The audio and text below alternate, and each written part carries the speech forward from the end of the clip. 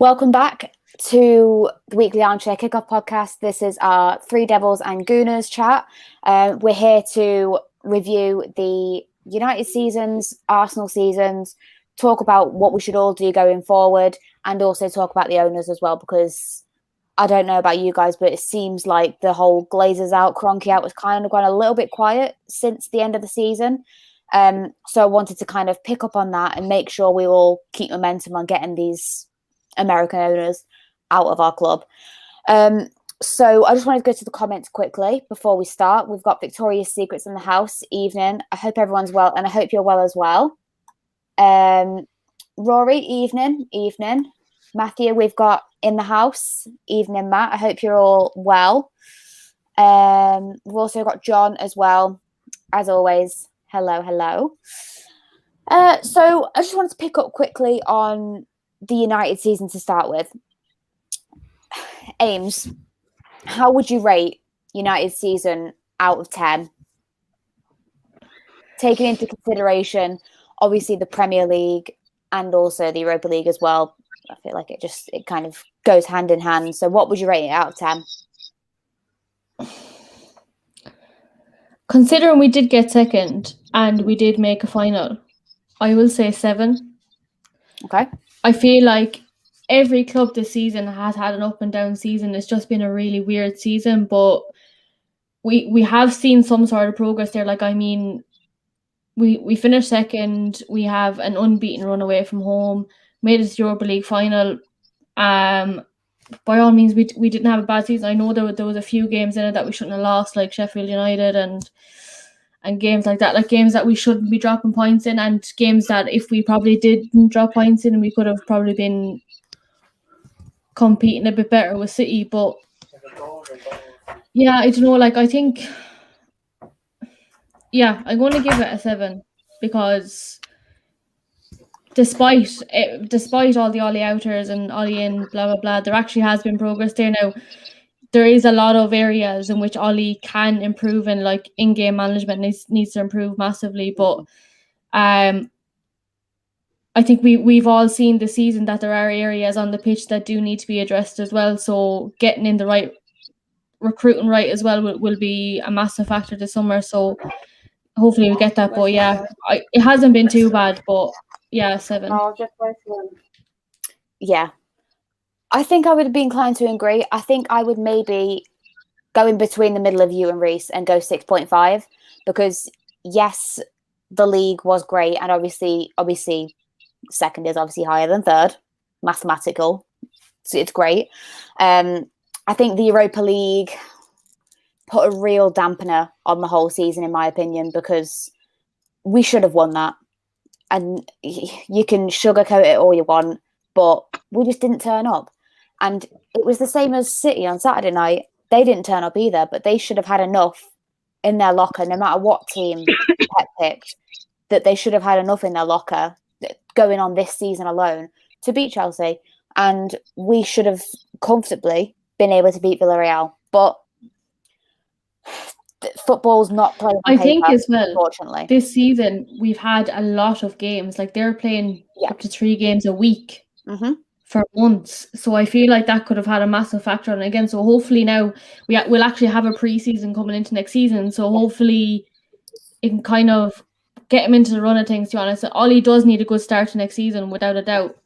But I think as well, hopefully next season will be a bit normal, because obviously last season was an absolute nightmare in terms of fixtures and stuff, because we were literally having 3 games a week, which wasn't particularly ideal either.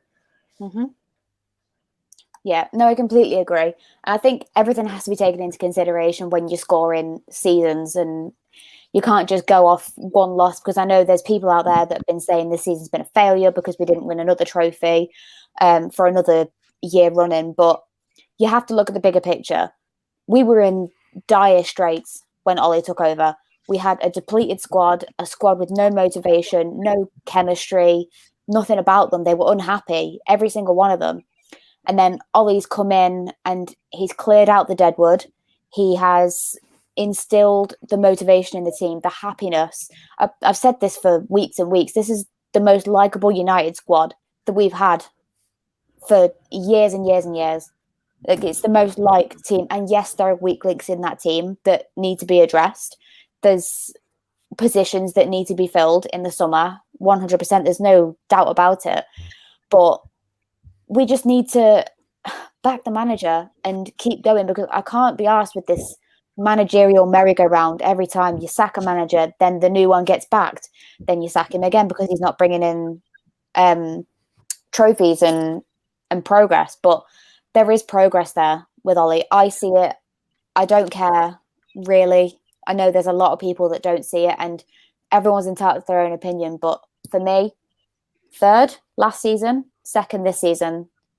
And we made a final as well. So. And we made a final. I know we didn't win that final, which we should have, but it's a final at the end of the day. I'm just going to go to some of the comments before I move on to you, Cian. Alan says 7 for me. Yeah, I think the general consensus is around 6 to 7. And as Matthew says, smash that like button, please. Cian, what would you rate our season out of 10? Probably go 6.5, if I be honest. Yep.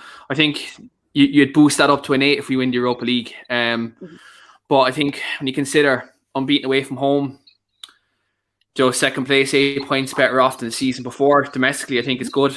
I think could have been a lot higher. I think the cup competitions, there was a bit of a miss. Yeah. Like, I think when you look at the FA Cup, for example, I think we had a clear route to win that. Like, you're 1-1 at half-time against Leicester, Southampton or your semi-final, I think. So you go out and pull out all the stops in the second half and you go out and win the game. Yeah. I think the Europa League, look, we were our own worst enemy that day. I think when you look back, like, I watched the game again the other day and watched it sober because I was absolutely pissed drunk watching it, the day match. But when I went back and watched it, I think United were just our worst enemy against set pieces. I think when you look at this season, we've made a lot of progress in terms of our offensive play, in terms of obviously players getting better, such as Bruno Fernandes pulling up them numbers, Marcus Rashford pulling up them numbers, Greenwood improving in the second half of the season, Cavani on a free being an exceptional signing. Yeah. But then you look at the cons. I think certain players like Lindelof this season, he's been okay. Hasn't been his best season. 2019 was his best season. Harry Maguire, yes, he's come good in the second half of the season, but at the start of the season he was abysmal. I think you look at it, it's been an okay season. Like, I think if we won the Europa League, that would have been a magnificent season. But the fact we only finished 2nd, yes, it was unbeaten away from home. Yes, there is a few young players to come in, but Ollie's under massive pressure now, this going into next season, because if he doesn't win a trophy and he doesn't finish, or even, let's say, amount to a title challenge, I think maybe next season then his position will be called into question. Yeah. But at the moment, I'd say 6.5 for the current season. And look, hopefully going into next season, we can improve. But then that all comes down to recruitment, which I know we'll touch on later on. Yeah. I think it's exactly what Reece says there below. So if next season we are to improve, he simply has to learn from his mistakes. And that's one of the key things that I don't think Ollie really has at the moment, is he doesn't seem to learn from his mistakes. Like we saw in the semi-finals last year and obviously the finals this year, we all just seem to can't get over that final hurdle. So he does have to start learning from his mistakes. Otherwise, I do think next season could be his last. But I just wanted to quickly come to this comment from Darren.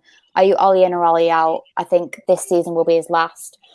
I'm Ollie in just because I'm Manchester United in, and I'll always back the manager that we have at that moment in time. I backed Jose until his last day, and I'll back Ollie until his last day here. And I mean, yes, he does have a lot of weaknesses in his game, but he also has a lot of strength as well. I just wanted to kind of put to you a scenario. So say Chelsea didn't win on Saturday. Say if they lost that one game of football, would people be calling for Tuchel's head? Because he lost a final. lost another final. So crawl over the line with top 4 as well. Yes, Yeah. exactly. He had to be dragged over the line with top 4 with Spurs winning. So I'm just trying to get across that one game of football can change an entire narrative. If we'd have won Europa League, there would be hardly any pressure on Ollie. And it's one game. And I know we should have won it, but it's one game. So you have to look at the bigger picture in terms of management. And I think that's what United are doing. They're looking at the bigger picture now because they need to look at it going forward, because we can't keep like chopping and changing managers. It just doesn't work. We need to stick and we need to back the manager. And some people don't agree. That's absolutely fine. Entitled to your own opinion, but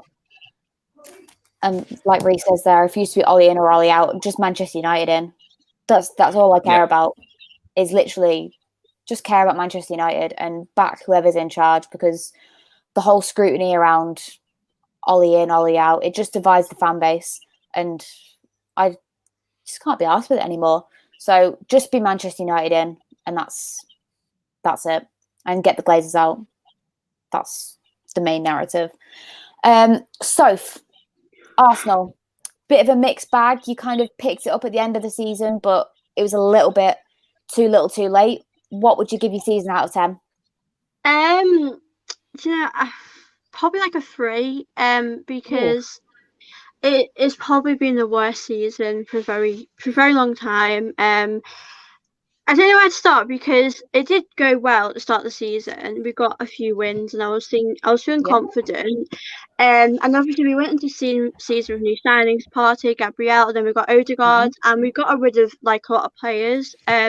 So I was expecting more from that, and obviously we won the FA Cup, but it's just been so poor. Like I think as well we've put all of our eggs into Europa League, and obviously that didn't go to plan. So that's probably one reason why it's gone wrong as well. But the league has just been massively disappointing. I think the players have let us down massively. And obviously Arteta's been here 2 seasons now, and we've not changed position. We've been 8th 2 times in a row, and there's like no improvement there. And I think we're expecting a bit more from maybe Partey. And yeah, it's just been really disappointing. I think I'm going to give him a 3 just because like I've not seen any improvements. We've not won anything. Like at least last season you could say we won the FA Cup, but this season we've not won anything. So I'm going to give him a 3. Okay, it's a bit of a harsh score, but I mean, I would be inclined to agree. If United were in that position, I think I would be giving them a very, very low score. So I think I'd probably give them even lower, but yeah. So Mel says here, for us Gooners, it's time we back our club, players, and hope the manager gets backed by the board and owners to get players who will put in the work in for the badge. So, Soph, how many players do you think you need to take you back to challenge for top 4 and obviously cups and stuff? I think for me, like, I think this season, I think I'm all for more of getting rid of the players for now. Because there's about 4 players I'd bring in, like a backup left back, a right back, and obviously 2 midfielders, one with Partey and one like us. I think we've got to shift a lot of these players, because I think there's a big mentality problem, like. And I think that's affecting the whole team. So there is a lot of players I'd get rid of. I think to me that is my priority, but we do need to bring in players. I think for me, if we brought in maybe 4, that would be okay for me. Okay, cool. Jen, what would you rate your season out of 10? Would you go as low as Soph or a bit higher? I'd go higher than Sophie. Okay, go for it. I'll tell you for why. Right, the beginning of the season was okay. Then the 9 games where we didn't, we were winless. We didn't win. That's what did our season in. If you look at us since January, when we brought ESR in, we're actually second in the league with our performances. So it shows Arteta does know what he's doing. Do you know what I mean? He's showing some sort of improvement. Second in the league. I know we finished 8th, and it's not good enough, and I will be the first to say that. Also, well, so long as we were doing this, I was saying, "Oh yeah, we'll get top 6. We'll get top 6." That was my aim. I remember. Yeah. So, and I'm not happy with being out the top 6. I really am not. But at the same time, I can see where Arteta's going, and I just pray that, like Reece said there, that we hit the ground running. We've got no Europe, so we've got no excuses. We need to be finishing top 6, if not top 4 next season. And you won't accept anything else, you know. And if we don't, he'll be gone. He'll have to be gone. Because if we don't get Europe next year, that's money gone. And the Conkies won't want that. They'll want somebody who can get us Europe. Sorry, Sophie, what you saying? Sorry to interrupt. I agree with what you're saying. Because I think a lot of these players aren't good enough, and I think it's not all on Arteta. But I think this season Arteta has made quite silly decisions. Like, do you know, I think Arteta is a very intelligent man. Because like when he speaks, he convinces you really. And I will support whoever our manager is at our club. But do you know, like Europa League, like when he didn't play a striker, do you know, stuff like that? I think he doesn't seem to learn from his mistakes, and he will always play the players that aren't good enough. That is my only concern next season. But I do want Arteta to do well here. I'd like to see who he'd bring in. But I agree with you, Jen. Yeah, I know what you're saying about. I do think he learns, though. I know it takes him a bit of time. Like playing Willian all the time drove me mental. I do think he has kind of a graw for a typical Irish word now. A graw for a certain type of player, and he will stick with them until he's like, "Yeah, no, you're done." Because once Willian stopped playing, we didn't see him. Do you know what I mean? Yeah. I just when you look at certain areas with Arsenal, when you look at certain areas with Arsenal, I think in terms of getting back into the top 6, I think there's literally about 3 areas they can address. Definitely propel them back into the top 6 next season, especially with not being in Europe. You look at right back, I think centre back and defence midfield. If you get new players in their positions, I think definitely they can get back in around there and challenge for the top 4. And definitely players who won't cost him much either. So you look at players even like Lamptey from Brighton. He's an upgrade in Bellerin, without a doubt. You look at Brasilma. He's definitely a player who's affordable and is an upgrade in your midfield. Makes you a lot better. And if you look at centre-back, even like, if you look at a player like even a Ben White. Yeah, we've got Saliba coming back. Yeah, he's coming back. Even at that, that's someone who can definitely strengthen there. And like you're linked at Raheem Sterling. Like think about this for a second. Don't talk about if Sterling came in. But this the thing. Sterling could improve you next season because again, he's experienced. He is a very good player. And Gabriel Martinelli moved into the middle up front. I think that's a must next year. Put Martinelli up front, Sterling on the right. I don't know. I think Martinelli will probably start on the left. They'll still have Aubameyang. He'll start with Aubameyang.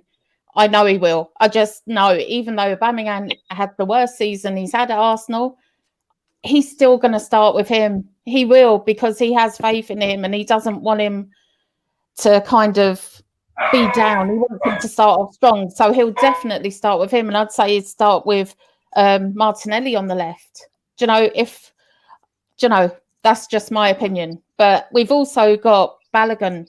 You know, he's a good little player and he needs to get a few games. So we'll see. We'll see. Like, I don't think it's as bad as Sophie thinks, but...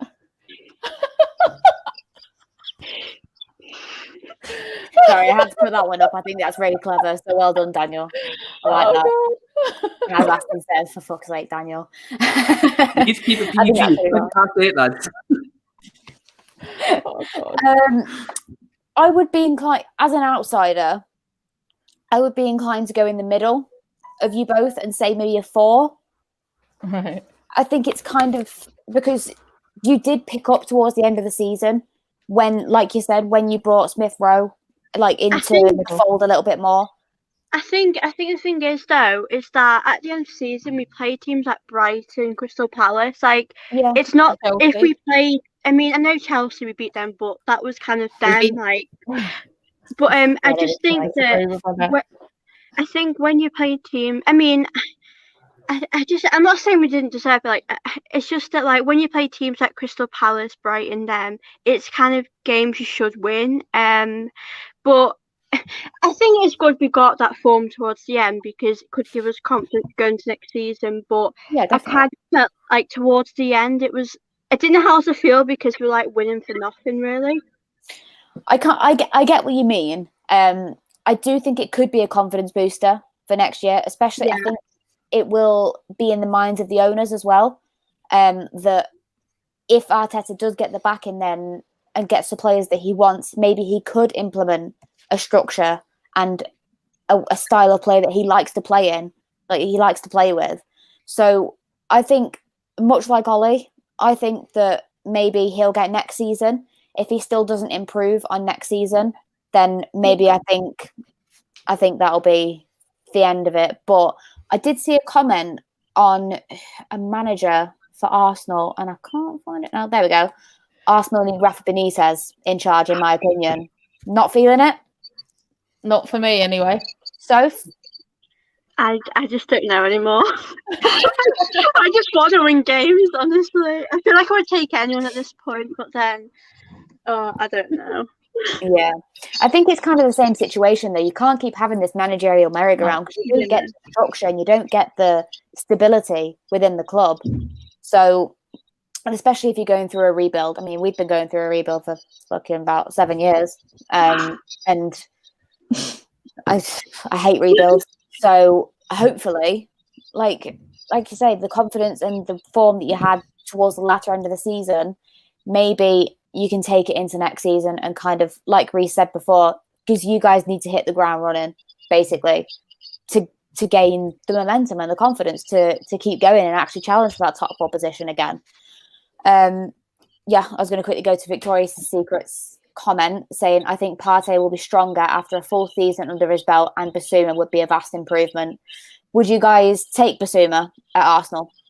In a heartbeat. Yeah. Yeah, Soph, do you agree? Yeah, definitely. I did see you comment on his tweet or something like that, Soph, saying please come to Arsenal. Please come, honestly. I think with Basuma, he's the one player that has united the Arsenal fans. Okay. You know, everybody's saying, yeah, get him in. I remember really watching him. It was against G when you beat them 3-2. And I just like, oh my God, he's a brilliant little player. I was like, who is he? And so then I started looking him up a bit. And it was way back at the beginning of the season. And I was like, oh, I like him. So yeah, I'd love him. So yeah. What other player do you think you should sign? So hypothetically, if you got 3 players, would you take Basuma, and then which 2 others would you go for? Jen? Hit me. Right, let me think. Okay. I'm thinking everybody's linking us with Buendia as well from Norwich. I was going to say and he'd be a good, like, we need our centre, we need our midfield, basically, needs recalling. We've got Partey, so Basuma would be a nice little partner for him. Odegaard is like 60 million, apparently. But with Ancelotti going back to Real Madrid, who was manager when he was signed for Real Madrid and didn't like him, the price might go down if we play the long game. So I would like Odegaard back. But, you know, we were linked with last summer, and we didn't get him. But he's a similar kind of a playmaker in midfield is what I'd like. So like an Odegaard, who we've had already. Yeah, he's a good player. I think he'd only improve under Arteta. But I don't think I'd be willing to buy him for 60 million. I really don't. And Basuma, and Bendia. So they're the three, really. Okay. Soph, do you have a similar opinion, or have you got someone else in mind? Yeah, I agree. Really, I think that we've seen in the midfield like last season that like Partey and Xhaka, I think they're the best pairing we have at the club, but I think we need to do better because I do like Xhaka, but I just don't think he is really good enough for us. He has had a good season, but going forward, is he going to help us win league titles? I don't think so. So I think going forward, I'd like to see Basum, and I would love to see Emi Buendia. And I think with Buendia, I'd hope it could be like between maybe 35 mil, 40, I don't know. But I think because he's been in a championship as well, he's got that experience, and I just think he would work really well. And we do really struggle like being creative, so I think he would help us. So yeah, I basically just agree with what Jen said, really. Yeah. No, I mean, change. throwing a little curveball out there to you. What about Danny Ings? No. No? No, thank you. I would prefer Sterling to Danny Ings, so that's saying a lot. Yeah. I don't rate if he gets injured too much, and yeah, no thanks. Amy and Kian, I'll throw this one out to you because I know we've been linked with him as well, and it's probably a likely fucking scenario that we'll get him. So, what do you think about Danny Ings? Ames?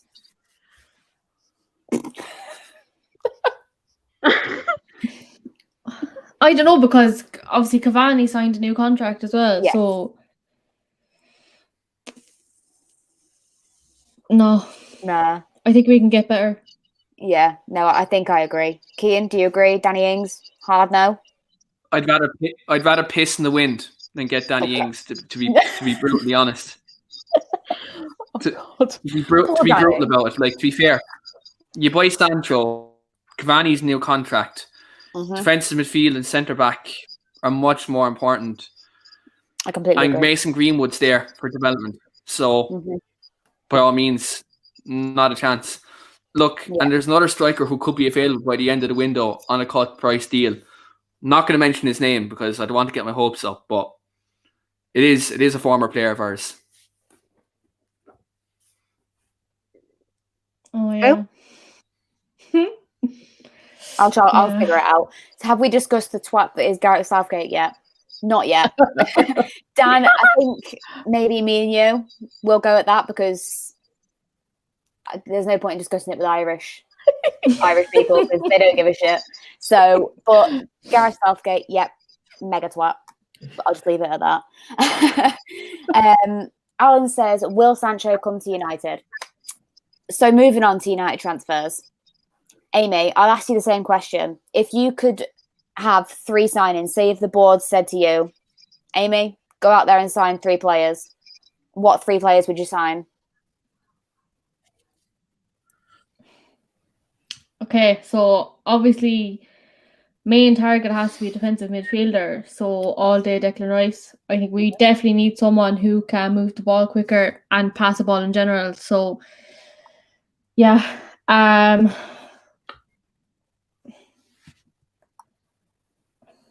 Jadon Sancho, right wing.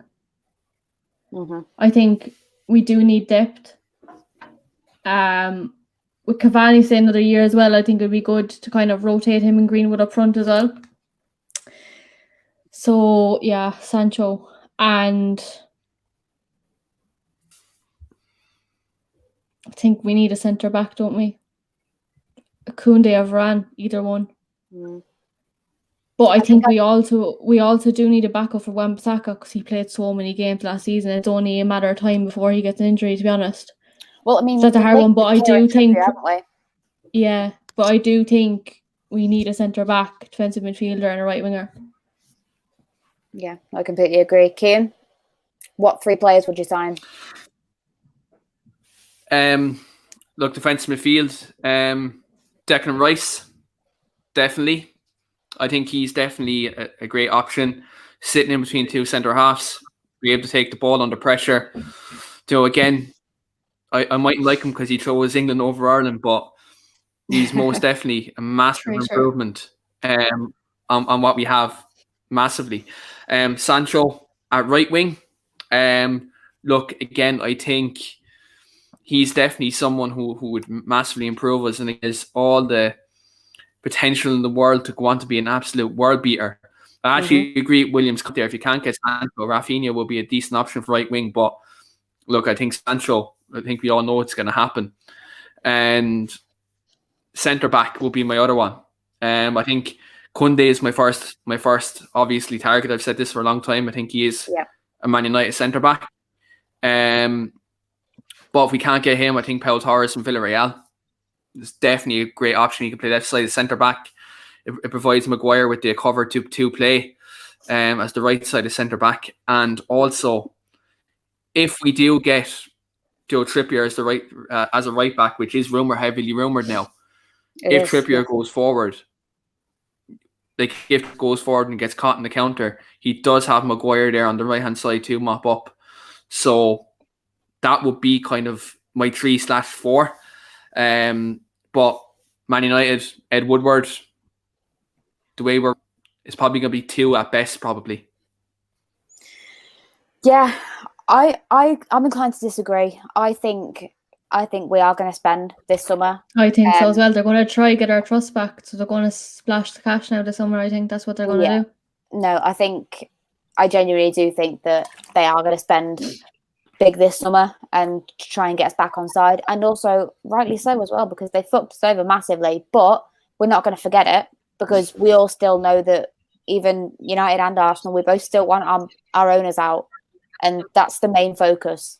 But they're just kind of trying to set this smokescreen with transfers, and because we're in the transfer window now, they're just trying to, put our rose-tinted glasses on. So Daniel says Sancho, Rice and Varane would be my 3. I'm inclined to agree. I do think this summer that we will get Sancho. I got sucked in massively last summer, so I'm not believing. We were on the 90% club last summer, weren't we? We were on the 90% club. Yeah, we all were. Literally, I was convinced. Convinced he was coming. I was, but I'm not getting sucked in again this year. So I will believe it when I see him sat at the table with the pen and paper signing the contract, because I refuse to believe anything else now, because it just pisses me off. What, though? I was sat at Manchester Airport yesterday looking at all the executive planes coming in and thinking, I wonder if that's Sancho. I was literally just like, I wonder if that's him. And then I don't want to make up rumours or anything or make shit up, but there was a lot of executive planes landing at Manchester yesterday. So, I mean, I'm not saying anything. You know what, though? The summer we were supposed to sign Bruno. That's when I gave up listening to transfers, because I was so pissed off that he didn't come in. Imagine where we could have finished last year if he had come in the summer. If we managed to get third after the break. But I think after that, I was just like, I've had enough transfers, so I don't even listen to him anymore, to be honest with you. I know we see him on Twitter and that, but they're nonsense, to be honest. But I think I used to love, do you remember years ago, sitting down on transfer deadline day at 11 o'clock at night, waiting for the window to close? I used to be so excited. That's completely gone out the window. It's a load of shit. Yeah, no, I completely agree. And Victoria's Secret put it straight on the nail on the head there. It's probably going to be David Brooks, Tyrone Mings and Matic. Because, I mean, we were linked with David Brooks last year, and I was convinced he was coming. Him and Josh King. I was obsessed. I thought they were both coming. So, I mean, I don't want to kind of burst your bubble here, but no, I think we are going to get our targets this year. Maybe that's just wishful thinking, but I think it's going to happen. And yes, Dan, apparently we are linked heavily, very heavily, with Kieran Trippier. So let that sink in a little bit as well. I'm not a massive fan, but I know he would give competition for Aaron, and Aaron needs competition because he's very, very complacent in that right back position, because he's pretty much the only one. I mean, you've got Brandon Williams, but he's not very established yet. So, and Trevor put it right there. Trippier is not a good defender. He's in the system all he plays, Rich. In the system all he plays, if we do sign Trippier, I think it could be a matter of time before he displaces Wan-Bissaka. Because the way he wants his fullbacks to go forward and the way he wants his wingers to come inside like the box, like, do you know, like I think, do you know, Trippier could be that player to help us get them crosses into the box and actually give us that extra dimension, because Luke Shaw does it, but we don't have it on the right-hand side. Yeah. So, like, if Trippier comes, don't be shocked within about 2 or 3 months, you know, while he's here, that Wan-Bissaka goes second choice. I would not be shocked one bit. Jeez. I mean, I'm always happy to be proved wrong. I've said this from the start. I didn't slate Cavani coming in, but I was, you know, a bit miffed that we signed Cavani and we were kind of dressing it up like a, you know, big marquee signing. But I'm happy to be proved wrong. I absolutely love to be proved wrong. So if Kieran Trippier comes in, good God, and he proves me wrong, fair play to him. I don't care. Danielle says, I think losing the Europa League final could be a blessing in disguise. If we won a trophy, then that would have made some of the fans happier and not press as much for signings. I agree, kind of, but I would have liked a trophy. Maybe I'm just spoiled, but yeah, I would have definitely liked the trophy. Moving on to the ownerships, we kind of touched on it earlier that we think that, you know, they're kind of putting on all of our rose-tinted glasses with all these, you know, oh, we're going to get Varane, we're going to get like Basuma, we're going to get Sancho. Jen, are you still cronky out? I don't even think I have to ask that, but are you still cronky out? And I am. So wearing my lovely new shirt. That was a present, so I don't mind. Yeah. And I just think I really have gone down the rabbit hole with this one. I really do not think we're getting rid of them. And basically that's why my son said to me, oh, do you like the shirt? I'm like, oh, I love the shirt, but, you know, can't get it. We need them out, blah, blah, blah. I turned right round on it. I just thought, no, do you know what? Me buying one shirt, the next player buying one shirt, the next fan buying one shirt, it's not going to make very much difference in the grand scheme of things. If it helps put money into the club to help get us Basuma, then I'm willing to do it, because I don't think at all we are getting rid of the Cronkies. We are too much of a cash cow. And I just think not going to matches is only hurting ourselves. If we don't buy a ticket, the next person is going to buy the ticket. Do you know, if you don't renew your season ticket, there's how many thousands waiting to get your season ticket? This is exactly what I'm saying, Jen. It's just, you know, we'll keep going, cronky out, as many demonstrations as possible before matches. But when the match is on, you support your team and you want us to do as best as we can. And if that means I want us to finish in top 4. Obviously, I want us to win the league next season. Cronkies definitely won't go if we win the league. But no way am I going to say, I don't want us to win. I want us to get relegated because I want our owners out. Do you know? So that's where, as supporters, I feel we're really caught between a rock and a hard place. Like, we'll do as much as we can, but I want to see the best players at Arsenal. I want to see us winning. And if we have to put up with Cronkies getting us into more and more debt, it will fall down one day, but I'll still be supporting them if we end up being a Portsmouth and we're no longer in the league. Do you know? That's just the way I feel now. And I'm definitely cronky out, but I'm still going to support my team. I'm still going to wear the merchandise. I just kind of not given up, but I'm not over there. I'm not in London to be able to make my voice heard as much as I could, as much as I wish I could. Do you know, I've got my nephews and stuff that are, but again, I agree, Danielle, it's only hurting the team, and you want your team to do the best that you can. This is my exact point. I got so much shit, and I know Chelsea as well, who's usually on this show as well. She got so much shit for getting a season ticket this year. Look, buying a season ticket, I've said this from day dot. Match day revenue is a drop in the ocean compared to your sponsorships, like deals, like shirt sales. All of that stuff is where they really, really hurt. I know the Glazers more so because they are so obsessed with like the app being most followed on social media, the amount of deals that they have, the sponsorships, the shirt sales. That's where we hit them. And to persecute match-going fans who all we want to do is support the club. I waited 15 years to get a season ticket. I was on that bloody waiting list for 15 years and I got it, and you will have to prize it out of my dead hands, like, for me to give it up. Like, I'm in that seat now. I sit next to my partner and that's our place, and no one can take that away from us, no matter how much someone tells me on Twitter that I'm a Glazer enabler.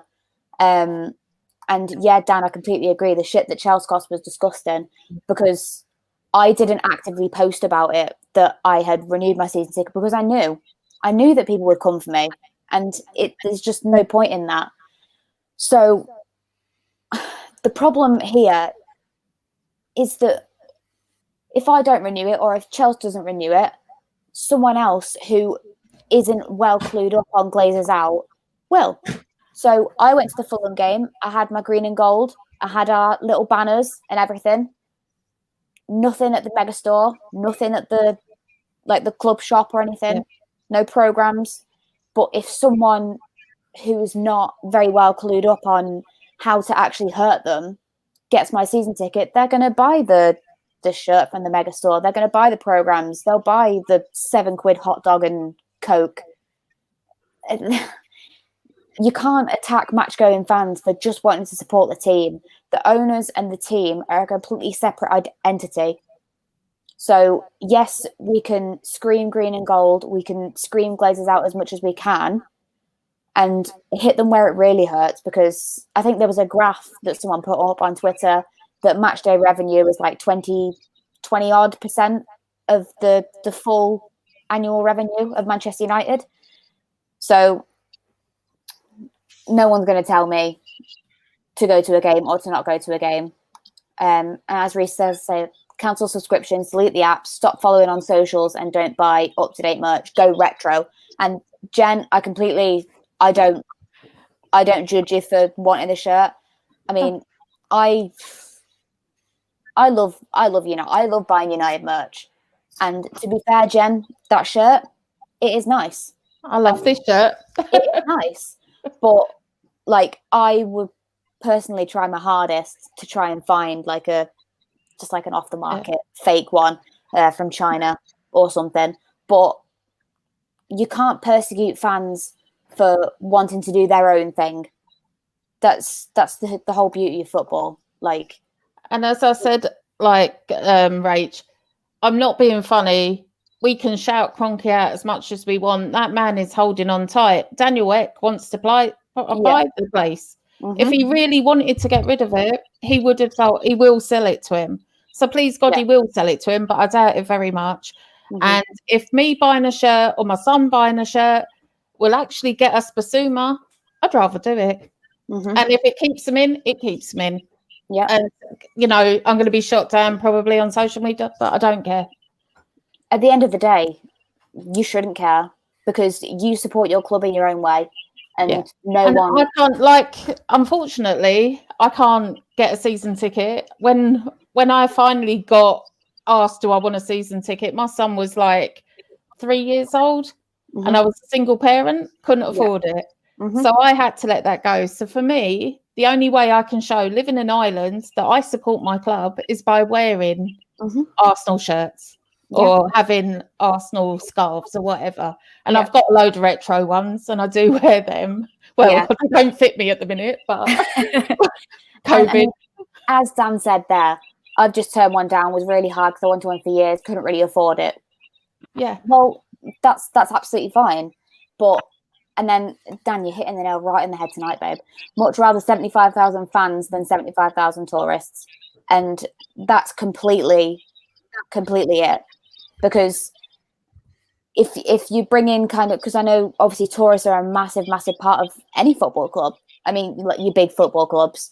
So if you've got more fans that are clued up and are enabled of Glazers out, and they know how to support the movement and how to get them out, how to hurt them, that's surely better than having 75,000 that don't, and that are going to just put money into their pockets from the hot dog stand and the megastore.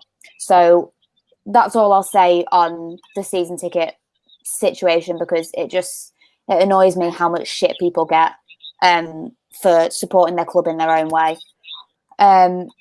Dan says the new kits have nothing on the retros anyway. I do agree. Cian, I want to come to you quickly. Where do you stand on Glazers? Obviously, I know we're all still Glazers out, but what's your take on the whole situation? Do you know what I find hilarious? And this is why I wanted this to be talked about tonight. There's a lot of people in this fan base at the moment who have completely neglected Glazers out since the Europa League final. Everyone's been tweeting out Glazers out. Then the Europa League final happened. Now all them people who had Glazers out in their bio on Twitter, all these people who had this agenda saying the fan base must be united, this, that, and the other. Yeah, they're all screaming Ollie out now. Which indicates to me that some of these people are only in this for the clout and not actually true United fans. Just saying that. But when you look at this situation, the Glazers, I think it's pretty similar to Arsenal. I think, look, it's going to be hard to get them out.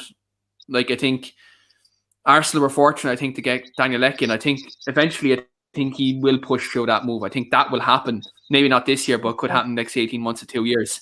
Like, there's no smoke without fire. I think that can happen. But when you look at the situation with United, like it's going to cost any potential new owner £4 billion to come in and get us. So I think when you look at this situation, the only way that we're going to get these owners out is you have to hit the sponsors. Yeah. You have to hit kind of, not buying the merchandise, not buying stuff in the megastore, because that's still obviously massive. But the thing about it is, the protests have to keep going.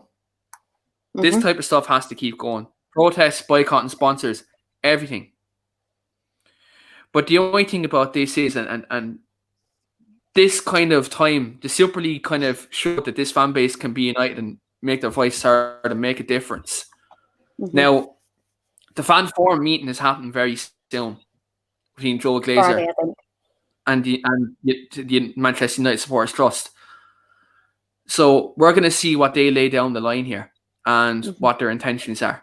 Now, look, I've already went on record and said this on another channel. They could spend £1 billion this football club. I still want them gone. Without a shadow of doubt, they could spend £1 billion. I'd still want them gone. So what they've done in the last 16 years in terms of not repairing the stadium, in terms of taking out dividends, in terms of they're bleeding this club dry and not putting a penny into it, like they don't deserve to be associated with this football club. So I think getting them out is probably a lot more complex to getting Kroenke out, because, like, look, again, there's concrete interest that there's someone there to buy Arsenal. It's just whether who cracks first. I think eventually, maybe in 18 months to 2 years, Ek will buy Arsenal. But the Glazers, if we're to get them out, you're talking 4 billion, 4.5 billion, whatever. And when you look at that, there's only a select few people in the world who can afford to buy that up front. And then you have to think about the debt as well at the football club, because the Glazers have loaded their debt onto the football club. So when you take all them things into consideration, whoever buys us, it's going to cost them guts of £5 billion. That's a lot of money. It's a lot of money. The only way I can see us coming out of this is if the sponsors get hit to a point where it's past the point of no return, and the major sponsors such as Adidas and stuff like that move. Because fair enough, like if Cadbury or who's the other sponsor, like My Protein were meant to be sponsoring us recently, and they pulled out. Yes. But the big sponsors, such as Adidas, people like that, Chevrolet pulled out. I know, like now we've TeamViewer, but they're not as big as Chevrolet, so you can see already the drop in revenue is there. But for this to be tangible in terms of getting them out, we do need to hit them where it hurts. It's just where can the fan base come off their high horse with their agendas and actually be united like they were there just 6 weeks ago? Yeah. Or are they just going to look for their views, look for their clout, and just be, I suppose, stubborn enough to stay with their own agenda rather than actually fight for a common cause? Yeah. No, I completely agree. Soph, where do you stand on the Cronkies? Are you in agreement with Jen? Yeah. Obviously, you want them out, right? But are you in agreement that you don't think they're going to go anywhere, or what do you think should be the way going forward? I think right now, I don't think they're budging. I think it's going to be difficult. But I do think eventually Daniel Ek will probably buy the club. I don't know how long that'll be because, Josh Kroenke as well, they've all said that they're staying, they're not selling the club. But I think if Daniel Ek keeps putting bids in, and I think if we keep doing protests, I do think eventually they will go. I remember the Everton protest before the match. I think that was really good, but it seems a bit like it's kind of fizzled out now. And I just think as fans on social media as well, and on at the Emirates, wherever we still have to protest against them. And hopefully, they'll go out. Hopefully, because I think going forward, I think obviously they're going to be here for a while. And I think when it comes to shirts, season ticket, I think it's personal. I think whatever you choose, is up to you. And I don't think people should hate you for what you're doing. But I mean, if I had a choice to have a season ticket, I would personally. When it comes to football shirts, I wouldn't. I mean, I think it depends if I like it enough to buy it. Because in the past I have bought stuff, but I think now because of what's happened, I'd probably buy it from a different website. But I just think it's up to you what you do with that, and I don't think people should give you abuse for that. I think the problem is I was in the Trafford Centre the other day and I saw it was the long-sleeved Adidas and it looked it was kind of like a retro, the one that Juan Mata wore in the photo shoot. I think it was the beginning of this season, and they had it and I was looking at it and I was like, I've wanted that for ages, and I thought, no, that was the human rights one, was it? I think yes, yeah. And I thought, you know what, I've wanted that for so long, and I didn't buy it because I thought, you know what, no, I'm sticking to my guns. But I hate that that it's come to this. I hate the fact that you feel bad for buying your own merch, because that should, like Jen said, that should be, if you can't get to games and if you can't be in the same country as the team that you support, that's the way that you show that you support them. So I hate that it's come to this, that you feel bad for buying your own team shirt. But Ames, where do you stand on it? Are you going to be buying the new shirts? Do you think that people should cancel their season tickets? If you were offered a season ticket, would you get it? Go for it. Yeah, no, if anyone's seen my wardrobe, I'd say I have about 30 shirts inside my wardrobe, but I would probably be buying fakes now, to be honest. I probably won't be buying merch. In terms of season tickets and tickets, I mean, everyone wants to go see the club play.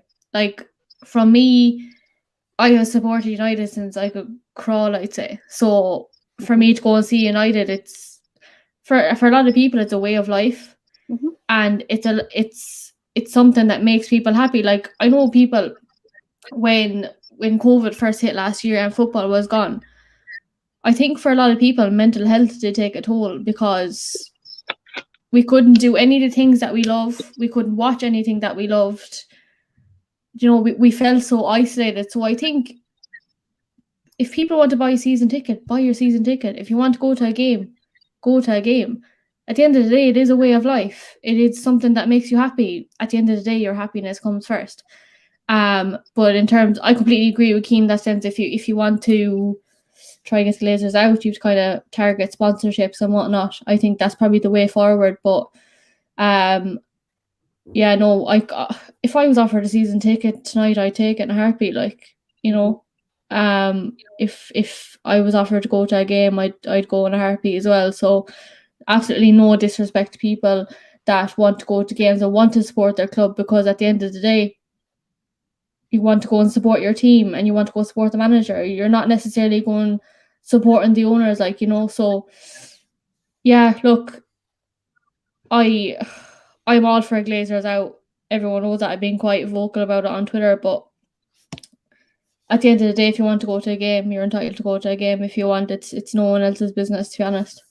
Because it's only going to hurt the team if you're not going to a game.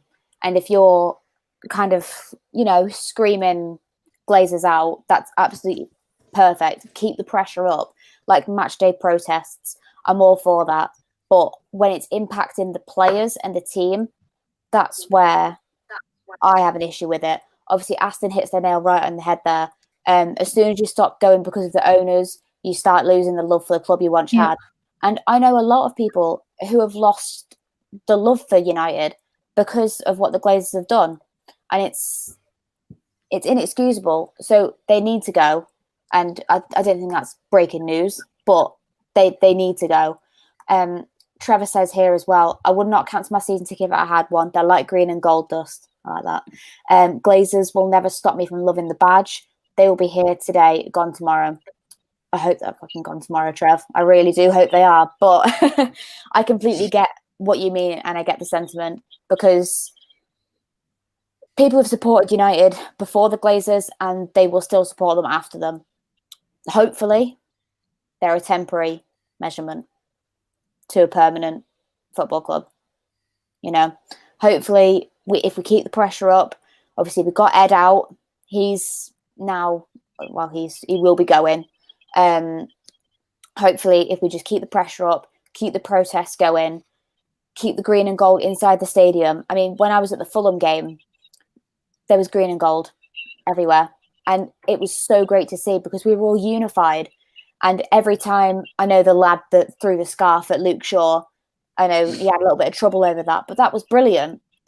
That was brilliant because it got a message across. Obviously, he didn't mean to chuck it at him and fucking, it's a scarf. It's not going to hurt him anyway. But obviously, he didn't mean any trouble. But, you know, when they're taking a corner and everyone was holding up the Glazers out posters and waving their green and gold scarves, that's what you need to focus on, because that's what the media attention. And if we keep hitting the sponsors, like Keane said, if we keep hitting the sponsors where we've been hurting them, hopefully it'll kind of snowball. I don't know if you've seen this. Keane actually sent it to me on Twitter a while ago. Do you know that door that was broken down during the protest? They still haven't fucking fixed it. Mm-hmm. The big board. Do you know what's scandalous about that? I want to touch on that. I just want to touch on that quickly. Go on. I just want to touch on that quickly. That's the door for the disabled access, right? So that door needs to be secure, okay? Like that needs to be properly repaired. The fact of the matter is that they've put up a wooden door on what should be state of the art and what it was before. Like, the door looks like a fucking council estate. The door looks like it's something you'd see in a council estate after the family down the road have had an argument and someone's after burning out their house. Like, that's what that looks like. It's an absolute disgrace that Old Trafford look like a part of Old Trafford actually looks like that. So, like, that's where it gives me no confidence that if they're not repairing a door for disabled access in Old Trafford, are they going to spend money in the summer on the playing squad if they can't do something that's basic as repairing a door and putting up fucking wood? I don't know, man. I really don't. I'm not going to read that name because I think someone's trying to fuck with me. But Stacey, buzzing for Norwich v United next season. Green and gold versus green and yellow. Be a perfect first home game for a message. Now, the thing about this is, Rach, I'm not in the show, so I'm not like show, so I can't be blamed. Amy's here. Russell's in the comments as well. So Greg I Chambers. don't know who it is. Yeah. I know that's you, brother. I mean, props. I agree with the message as well, but props to the name. But yeah, you got me. Dan says, not going to lie, I can't wait for my first game back at Old Trafford. Be 2 years in August. Yeah, I think we all can't wait to get back. Keane, I think you can answer this one. Are we doing any content for the Euros? Yes. So I believe this Friday we're going to do our first show for the Euros. I'm going to have people from a couple of different nationalities, English, Scottish. Fingers crossed I can find a Welshman or a Welshwoman. Working on that. And we will do a full breakdown of every group stage in the Euros. Who are the favourites? Who are the underdogs? And we will do kind of reviews on certain games. Obviously, the bigger games will obviously take more priority, but there will be content during the Euros. I won't be the only person hosting. I may as well reveal Damien and Rach. They'll probably be hosting a show or two. Greg will be hosting a show or two. It'll be all in rotation. But for the life of me, though, I will not say it's coming home on the show. But I will do content. But Andy will. That's why he's my love. It's coming home. It really is. It's coming home. And I'm going to be Portuguese for the summer. Yes, it is. And I'm going to know you. I'm going to be French. Dan says I live 20 miles from the Welsh border. Does that count? Yeah, if you want to support us, Danielle, by all means, you can jump on. She'll have her Dan James t-shirt on and she'll be absolutely rocking it. Right, I've absolutely loved the show tonight. It's been absolutely great. The comments have been flying in. I'm sorry, it's been keeping me a while to keep up and everything. There's been absolutely flying in. Thank you for tuning in tonight. It's been great to chat about our teams now that the season is finally over. And we can all start to kind of, rest, recharge, and go into next season hoping for the best but expecting the worst again. Because I think both of our teams frustrate the life out of us. But I don't know about you guys, but I wouldn't have it any other way. Manchester United, we always do it the hard way. Arsenal, 21 I can and imagine 22. 21 and 22. I mean, yeah, it's. I don't want to get ahead of myself again because I got a bit giddy when we kind of mounted a title challenge for all of 2 minutes. So I got very giddy. So I'm not going to get that giddy again, but I'm looking forward to hopefully a more competitive season next year. That's all I can hope for. Thank you everyone for coming on. I really appreciate it. Do you want to shout out your socials? Ames, where can the guys go and follow you? Yeah, you can follow me on Twitter and it's UN8. Cian, where can they find you? You can catch me there at Keen_Rainey. Also catch at Weekly Armchair on Twitter and also subscribe to the channel. And just one final thing for Rach. The last time Chelsea won the Champions League and City won the league, we all know what happened the year after. So we might get giddy yet. Soph, where can the guys go and follow you? My Twitter is at TV_Gooner and my YouTube channel is Gooner Gossip TV and my Instagram is Gooner Gossip TV.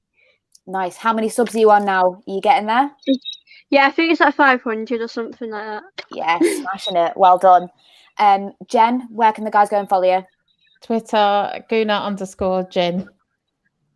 Reese, you're looking to be blocked.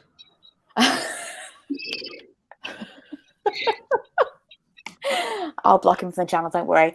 You can follow me on RachMUFC7 on Twitter. The football content has died down a little bit, but I'm still posting my usual shite, watching planes, We're spaces, Rach, no? Yeah, we do spaces sometimes. Spaces are fun. Most of the time, anyway. But yeah, we usually hop on Twitter Spaces, have a little chat with people that maybe, want to actually voice their opinion rather than just getting in the comments. So we'll link up later and maybe do one tomorrow night or something to see if we can talk to a few more people. But thank you very much for getting in the comments tonight. It's been absolutely great. And we will see you guys next time. Bye. Bye.